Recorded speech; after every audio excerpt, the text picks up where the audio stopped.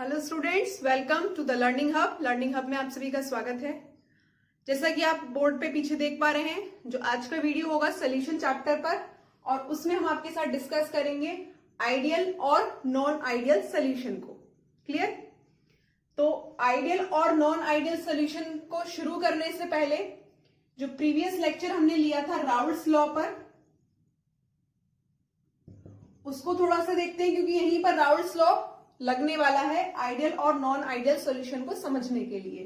तो Raoult's law क्या कहता था हमसे कि अगर एक बीकर में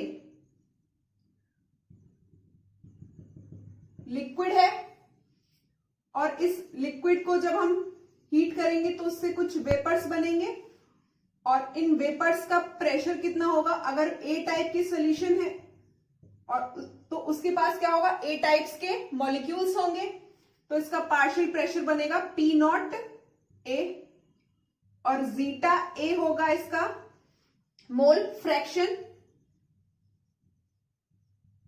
zeta A is mole fraction. इसी तरह दूसरे बीकर में अगर हमारे पास बी टाइप का सॉल्यूशन है तो इसका पार्शियल प्रेशर जो बनेगा पी नॉट बी, और इसका जीटा बी होगा मोल फ्रैक्शन। जब इस बी टाइप और ए टाइप के सॉल्यूट और सॉल्वेंट को मिलाया जाएगा तो हमारे पास एक सॉल्यूशन बनेगा, और उस सॉल्यूशन में ए और बी दोनों ही टाइप के सॉल्यूट और सॉल्वेंट के पार्टिकल्स होंगे, और इनका जो वेपर प्रेशर बनेगा वो P naught A plus P naught B, क्योंकि दोनों ही टाइप के मॉलिक्यूल्स इस सॉल्यूशन में प्रेजेंट हैं।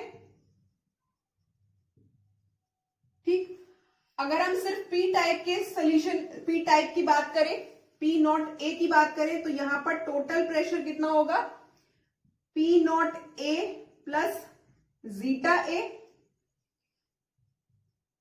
ये क्या है पी ए, और पी बी प्रेशर यहां पर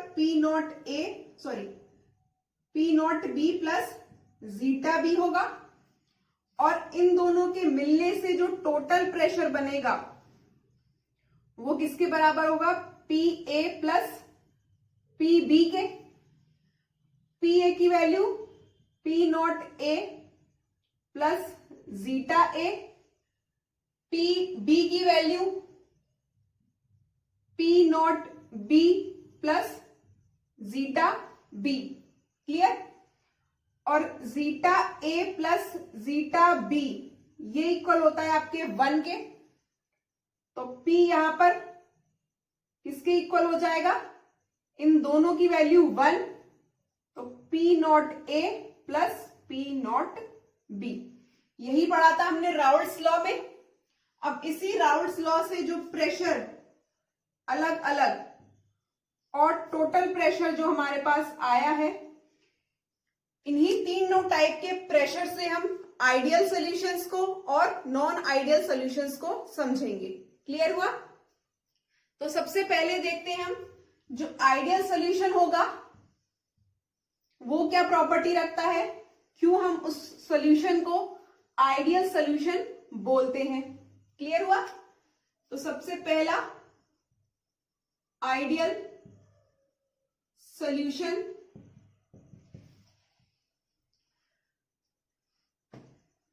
सीधे शब्दों में अगर हम कहें तो आइडियल सॉल्यूशन वो सॉल्यूशन होता है जो ओबे करे, जो माने, किसको माने, राउल्ट्स लॉ को।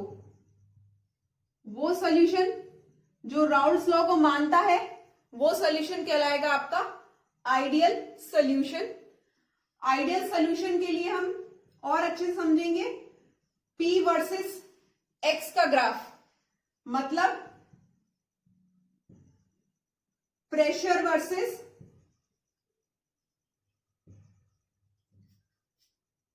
X, मतलब मोल फ्रैक्शन के ग्राफ से। सारा खेल नॉन आइडियल और आइडियल सॉल्यूशन को समझने के लिए सिर्फ ग्राफ का है, तो बहुत ध्यान से देखिएगा ग्राफ। जो आइडियल सॉल्यूशन का ग्राफ होता है उसमें एक तरफ हमने लिया, ये है प्रेशर,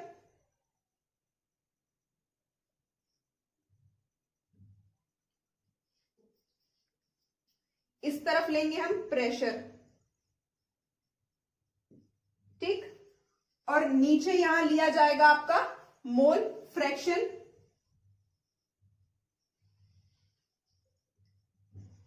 जिसको हम दिखाते हैं जीटा से, और इस तरफ भी प्रेशर।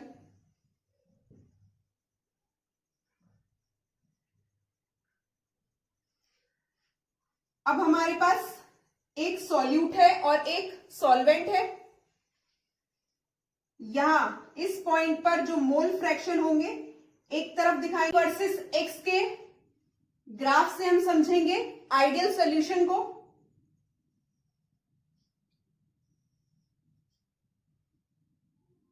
एक तरफ लिया हमने प्रेशर ए का, जो ए टाइप के मॉलिक्यूल्स हैं उसका प्रेशर एक तरफ, और बी टाइप के जो मॉलिक्यूल्स हैं उसका प्रेशर दूसरी तरफ। ये जो नीचे आपका एक्स एक्सिस है इसको मानते हैं हम मोल फ्रैक्शन, मतलब जीटा, मोल फ्रैक्शन जीटा, ठीक। अभी ग्राफ बनाते हैं पहले। यहां आएगा जीटा ए सब।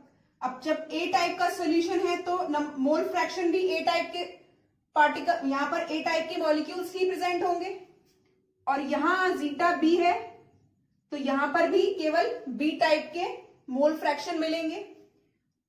जब ए टाइप का सॉल्वेंट या सॉल्यूट है हमारे पास तो यहां पर जीटा बी की वैल्यू हो जाएगी 0, और दूसरी तरफ जीटा ए की वैल्यू हो जाएगी 0। क्लियर हुआ? इस पॉइंट पर कहीं पी नॉट ए आएगा, और पी नॉट ए से थोड़ा सा ऊपर यहां कहीं पी नॉट बी आएगा। अब होता क्या है कि जब मोल फ्रैक्शन और पार्शियल प्रेशर ऑफ एस का बीच में ग्राफ बनाया जाता है तो वो कुछ इस तरह का स्ट्रेट लाइन शो करेगा, और जब पी नॉट बी और जीटा बी के बीच में ग्राफ प्लॉट किया जाता है तो वो कुछ इस तरह का आता है। ये है एक तरफ यहां पर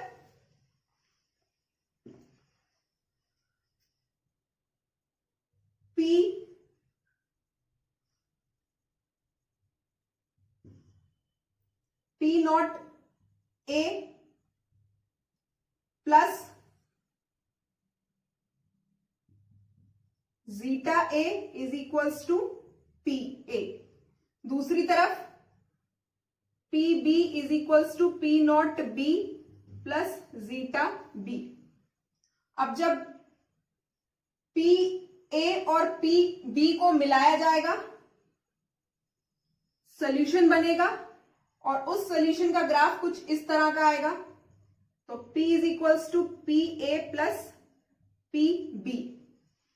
तो ये जो आइडियल सॉल्यूशन का ग्राफ हमारे सामने प्लॉट हुआ है, ये आइडियल सॉल्यूशन का ग्राफ हमें क्या समझा रहा है कि जब P नॉट ए मतलब पार्शियल प्रेशर ऑफ ए और जीटा ए के बीच में ग्राफ प्लॉट किया जाएगा तो जैसे जैसे प्रेशर बढ़ेगा मोल फ्रैक्शन की वैल्यू बदलती जाएगी, और एक ऐसा टाइम आएगा कि जहां पर जीटा ए बिल्कुल 0 हो जाएगा। इसी तरह पी नॉट बी और जीटा बी के बीच में जब ग्राफ प्लॉट किया जाएगा तो मोल फ्रैक्शन की वैल्यू बदलती जाएगी, और एक टाइम ऐसा आएगा कि यहां पर जीटा बी की वैल्यू 0 होगी। तो ये ग्राफ इसका यहां आ गया। अब जब पी ए और पी बी को मिलाया जाएगा तो सॉल्यूशन बनेगा, और उस सॉल्यूशन का ग्राफ कुछ इस तरह का जाएगा। सीधा मतलब ये है कि जो P है, जो एक्चुअल प्रेशर है सॉल्यूशन का, वो पी ए और पी बी से ज्यादा है। मतलब जो सॉल्यूशन में जो सॉल्यूशन का प्रेशर है, सॉल्यूशन का जो प्रेशर है वो ज्यादा है किससे? सॉल्वेंट से भी ज्यादा है और सॉल्वेंट के साथ साथ सॉल्यूट से भी ज्यादा है। क्लियर हुआ?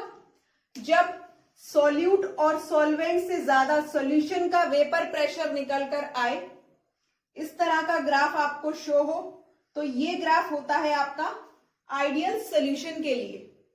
क्लियर हुआ? अब इसी आइडियल सॉल्यूशन को बेस मानकर, इसी पूरे ग्राफ को बेस मानकर हम समझेंगे नॉन आइडियल सॉल्यूशन को।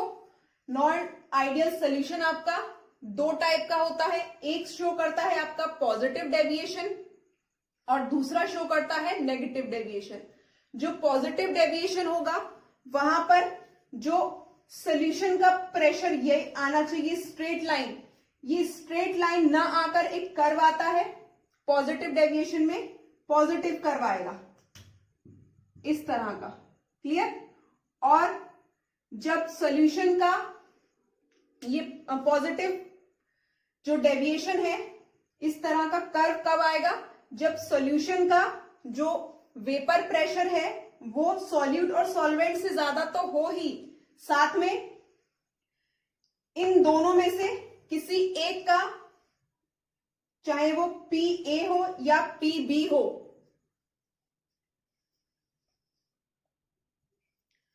PA हो या PB हो, उनसे भी ज्यादा आएगा। अभी समझते हैं। आइडियल सॉल्यूशन के ग्राफ को नोट कर लिया, समझ में आ गया? चलिए अब चलते हैं हम अपना नॉन आइडियल सॉल्यूशन पर।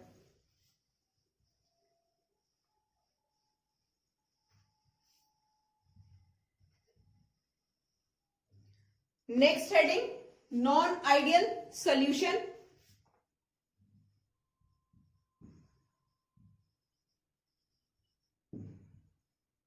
तो नॉन आइडियल सॉल्यूशन वो सॉल्यूशन होते हैं जो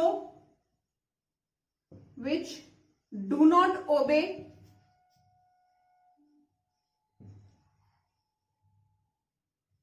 राउल्ट्स लॉ, जो राउल्ट के नियम का पालन ना करें। क्लियर?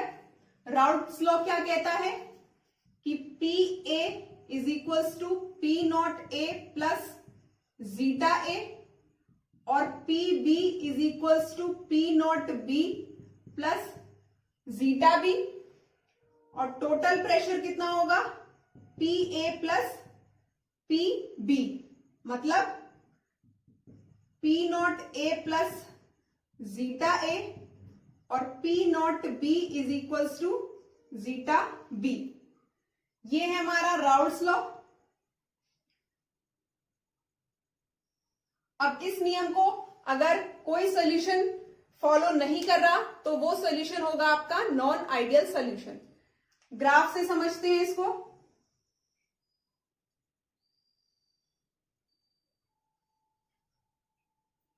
एक तरफ प्रेशर होगा PA का और दूसरी तरफ प्रेशर होगा आपका PB का, और यहां नीचे हम लेंगे मोल फ्रैक्शंस, मतलब जीटा की वैल्यू। यहां zeta A is equals to 1 और zeta B is equals to 0, zeta B is equals to 1 और zeta A is equals to 0 इस तरफ। अब किसी पॉइंट पर PA की तरफ, किसी पॉइंट पर यहां पर P0A मिला हमें, पार्शियल प्रेशर ऑफ P। अब जैसे जैसे नंबर ऑफ मोल्स कम होंगे तो ये कुछ इस तरह का ग्राफ शो करना चाहिए।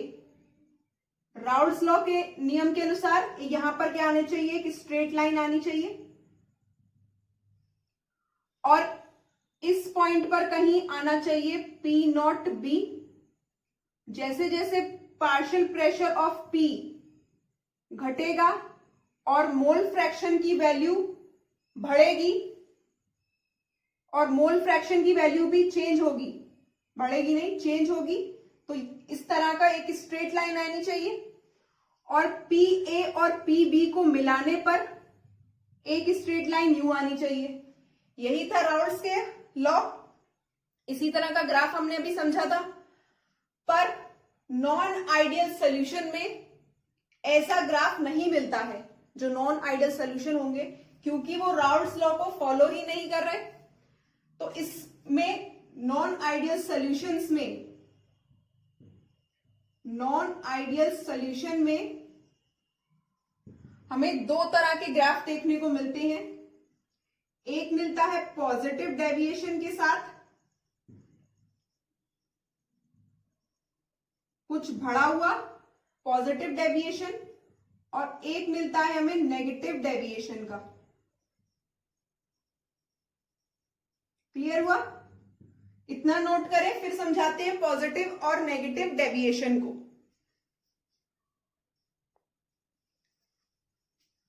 अब पहली बात, ये जो पॉजिटिव और नेगेटिव डेविएशन है, इसमें से जो पॉजिटिव डेविएशन है ये भी आपका दो टाइप का होता है। इसको हम डिवाइड करेंगे सॉल्यूशन 1 और सॉल्यूशन 2 की कैटेगरी में। क्लियर हुआ? नॉन आइडियल सॉल्यूशन आपके दो टाइप के डेविएशन शो करते हैं, एक पॉजिटिव और एक नेगेटिव। अब जो पॉजिटिव डेविएशन होगा वो भी दो टाइप का होगा, सॉल्यूशन 1 और सॉल्यूशन 2। तो ये जो हम ग्राफ बनाएंगे अब, ये होगा ग्राफ किसके लिए? सॉल्यूशन 1 के लिए। सॉल्यूशन 1 के लिए ग्राफ होगा। अब हमें इतना तो पता चल गया नॉन आइडियल सॉल्यूशन के लिए कि जो राउल्स लॉ को फॉलो ना करे वो होते हैं आपके नॉन आइडियल सॉल्यूशन। अब इसमें हमें दिखाना है पॉजिटिव डेविएशन समझना है, और पॉजिटिव डेविएशन में भी सॉल्यूशन 1 टाइप का। तो जो सॉल्यूशन 1 टाइप का हमें ग्राफ मिलता है वो कुछ इस तरह का मिलेगा।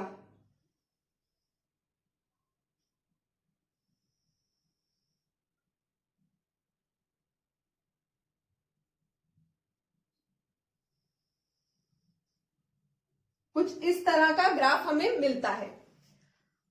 क्या समझ में आ रहा है इस ग्राफ से कि जो एक्चुअल हमें यहां ये स्ट्रेट लाइन मिलनी चाहिए थी, ये स्ट्रेट लाइन ना मिलकर ये कर्व मिलता है। यहां भी हमें स्ट्रेट लाइन मिलनी चाहिए थी पर स्ट्रेट लाइन नहीं मिलती, यहां भी कर्व मिलता है। और सॉल्यूशन के लिए भी इसे हम मान लेते हैं 1, ये 2 और ये 3। क्लियर हुआ? अब ये जो 1, 2 और 3 है, ये क्या दिखा रहे हैं कि कोई भी सॉल्यूशन, चाहे सॉल्यूशन 3 हो, चाहे सॉल्वेंट हो या सॉल्यूट हो, इन तीनों में से किसी का भी जो वेपर प्रेशर है वो वेपर प्रेशर, रफ करना होगा थोड़ा सा, ये राउल्स लॉ और आइडियल वाला पार्ट मैं यहां से रफ कर दे रही हूं। तो ये जो पॉजिटिव डेविएशन में सॉल्यूशन 1 टाइप का जो ग्राफ है, ये ग्राफ हमें क्या शो कर रहा है कि when the vapour pressure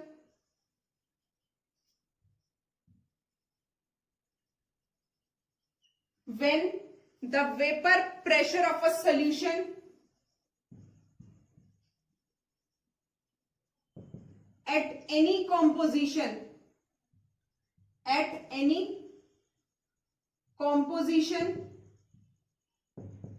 is higher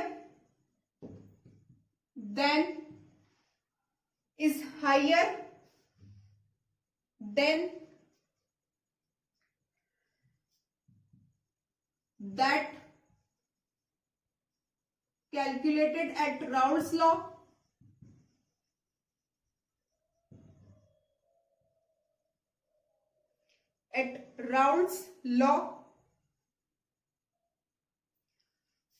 but not exceed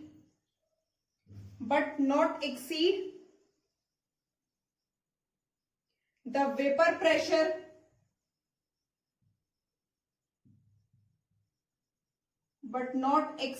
vapor pressure of more volatile component of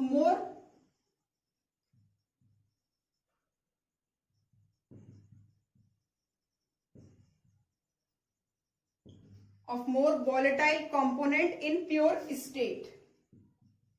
देखिए,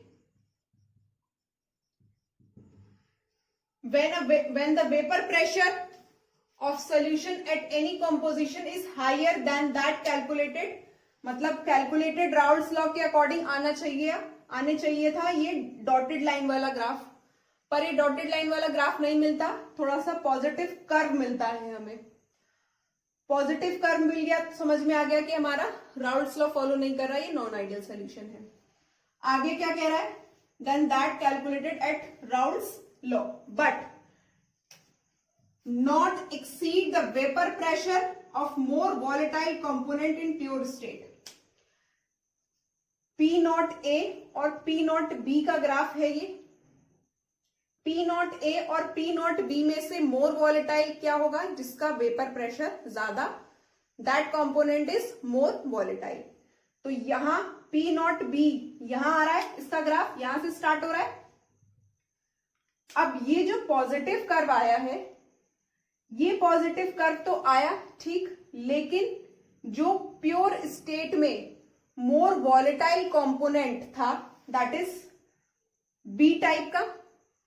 प्योर स्टेट में देखिए, प्योर स्टेट में मोर वॉलेटाइल कंपोनेंट जो था, उस प्योर स्टेट के मोर वॉलेटाइल कंपोनेंट से ज्यादा ये पॉजिटिव कर्व नहीं गया। यहां अगर ये खत्म हो रहा है तो पॉजिटिव कर्व भी यहां आके रुक जा रहा है। तो ये सोल्यूशन है आपका सोल्यूशन 1।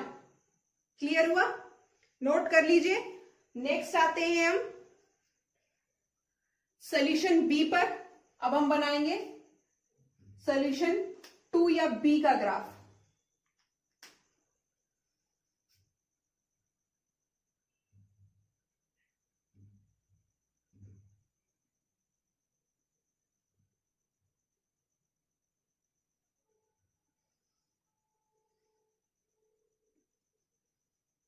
सोल्यूशन बी का ग्राफ,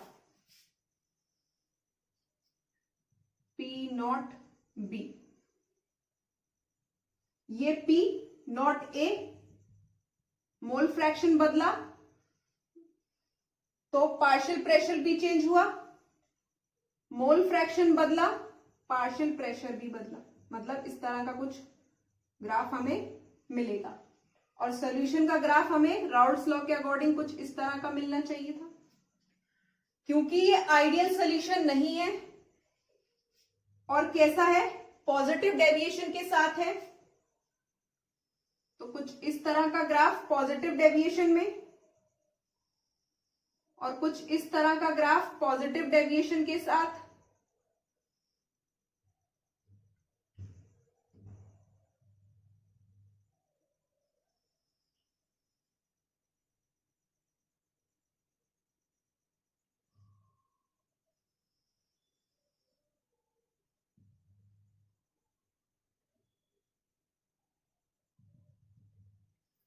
अब ये जो सॉल्यूशन 2 है, इसमें जो सॉल्यूशन का हमें ग्राफ मिलना चाहिए था स्ट्रेट लाइन, ये स्ट्रेट लाइन नहीं मिलती है, पॉजिटिव कर्व मिलेगा, लेकिन इसका पॉजिटिव कर्व सॉल्यूशन ए के पॉजिटिव कर्व से थोड़ा सा फर्क होगा।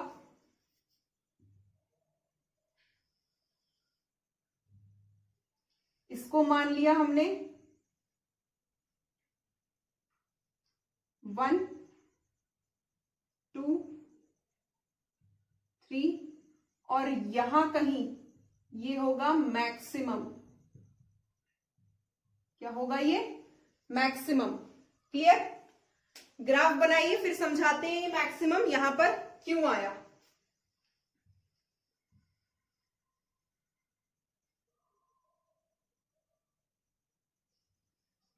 बनाइए ग्राफ।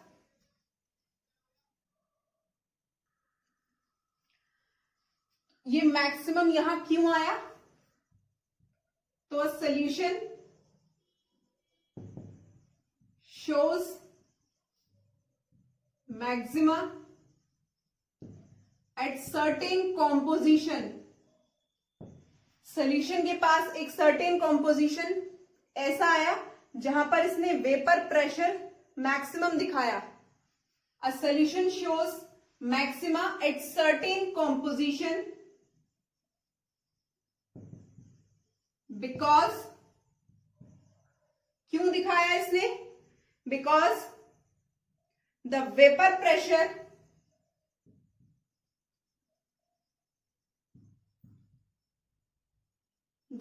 प्रेशर ऑफ सॉल्यूशन, ये किसका ग्राफ है? सॉल्यूशन का. The vapour pressure of solution is higher than that the vapor pressure of its individual component. Example के लिए P नॉट ए और P नॉट बी. मतलब क्या है कि ये जो सॉल्यूशन हमारे पास मिला, इस सॉल्यूशन में एक सर्टेन कॉम्पोजिशन पर मैक्सिमम वेपर प्रेशर दिखाया. अब ये मैक्सिमम वेपर प्रेशर इस सॉल्यूशन ने क्यों दिखाया? क्योंकि because the vapour pressure of solution is higher than that of the vapor pressure of individual components. मतलब इन इंडिविजुअल कंपोनेंट्स का जो वेपर प्रेशर था, वेपर प्रेशर क्या था इनका? PA और PB.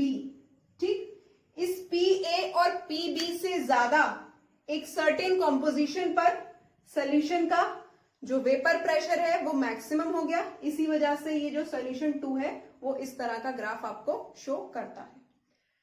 ये हुआ यहां पर पॉजिटिव डेविएशन. पॉजिटिव डेविएशन में सॉल्यूशन 1 और सॉल्यूशन 2 को समझा. आइडियल, इससे पहले आइडियल और नॉन आइडियल सॉल्यूशन को समझा हमने. आइडियल सॉल्यूशन क्या होगा? जो राउल्ट्स लॉ को फॉलो करेगा, और नॉन आइडियल सॉल्यूशन वो जो राउल्ट्स लॉ को फॉलो ना करे. आखिरी हमारे पास बचता है इसमें नेगेटिव डेविएशन. क्लियर? तो नेक्स्ट अब हम ग्राफ बनाएंगे नेगेटिव डेविएशन का.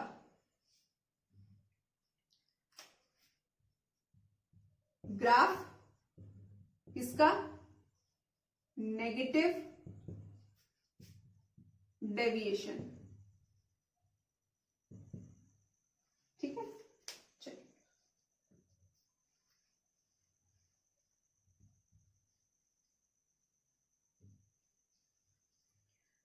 तो नेगेटिव डेविएशन का ग्राफ कैसे बनेगा?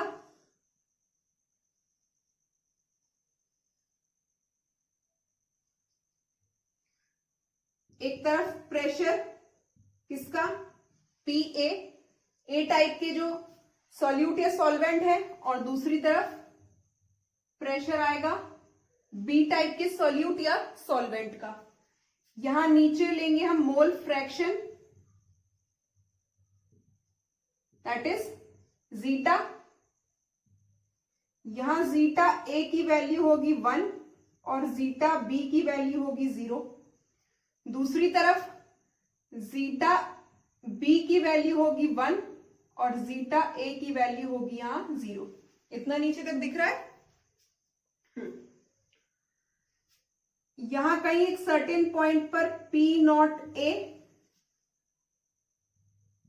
राउल्ट्स लॉ के अकॉर्डिंग इसे स्ट्रेट लाइन शो होना चाहिए था.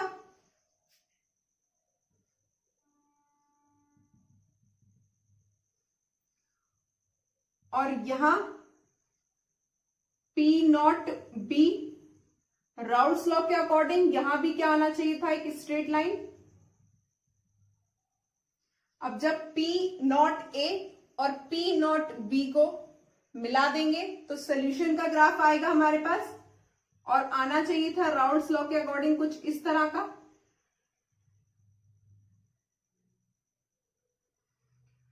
पर नेगेटिव डेविएशन आता है नॉन आइडियल सॉल्यूशंस में.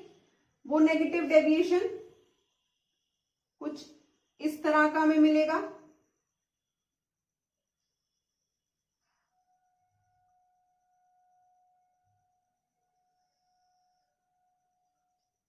क्लियर?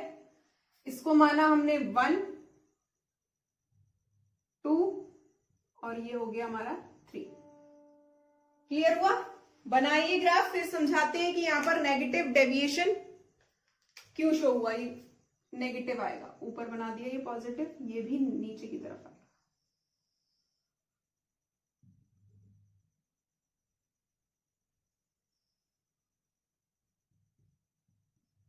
क्लियर हुआ? बनाए।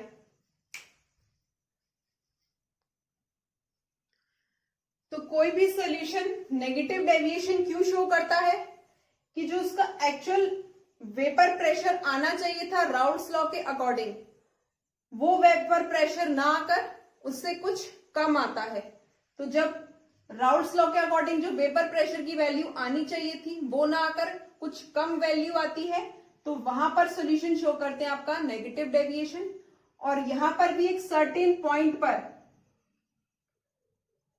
जो नेगेटिव डेविएशन होगा वो मैक्सिमम होगा। तो एक बार और समझते हैं इसे कि when the vapour pressure of a,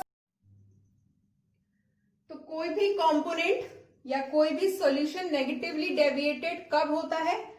जब जो उसका वेपर प्रेशर है वो राउल्ट्स लॉ के अकॉर्डिंग ना आकर उससे कुछ कम वैल्यू आए, तो वहां पर शो होगा आपका नेगेटिव डेविएशन। तो when the vapour pressure of solution is lower than that calculated according to Raoult's law is said to be negatively deviated. और आगे even the vapour pressure of individual components PA and PB, individual components of such a solution shows negative deviation। मतलब कि जो A type के solute और solvent किसी के भी पार्टिकल्स हैं या B टाइप के सॉल्यूट या सॉल्वेंट के पार्टिकल्स हैं, वो भी आपका क्या शो करेंगे? नेगेटिव डेविएशन शो करेंगे। जो उनकी वैल्यू आनी चाहिए राउल्ट्स लॉ के अकॉर्डिंग वो वैल्यू नहीं आती है, उससे कुछ कम वैल्यू आपकी देखी जाती है। क्लियर हुआ? तो समझ में आया आपको आइडियल और non ideal solution. Non ideal solution जो सोल्यूशन आपका राउल्ट्स लॉ को फॉलो नहीं करते, आइडियल सोल्यूशन जो आपका राउल्ट्स लॉ को फॉलो करते हैं। नॉन आइडियल सोल्यूशन भी दो टाइप का है, एक नेगेटिव डेविएशन के साथ, एक पॉजिटिव डेविएशन के साथ। नेगेटिव डेविएशन का आपके सामने है ये ग्राफ, और पॉजिटिव डेविएशन में ऊपर की तरफ पॉजिटिव मतलब ऊपर की तरफ करवाएगा। अब इसमें भी दो टाइप के सॉल्यूशन होते हैं, टाइप 1 और टाइप 2। टाइप 1 में आपका सिंपल पॉजिटिव डेविएशन देखा जाता है, जबकि जो टाइप 2 सॉल्यूशन है पॉजिटिव डेविएशन का, वो सर्टेन कॉम्पोजिशन पर मैक्सिमम वेपर प्रेशर शो करता है। क्लियर हुआ? तीनों चारों ग्राफ आपको समझ में आए होंगे। अगर आपको ये वीडियो पसंद आया हो तो please like the video and don't forget to subscribe the channel. Thanks for watching and as always God bless you all.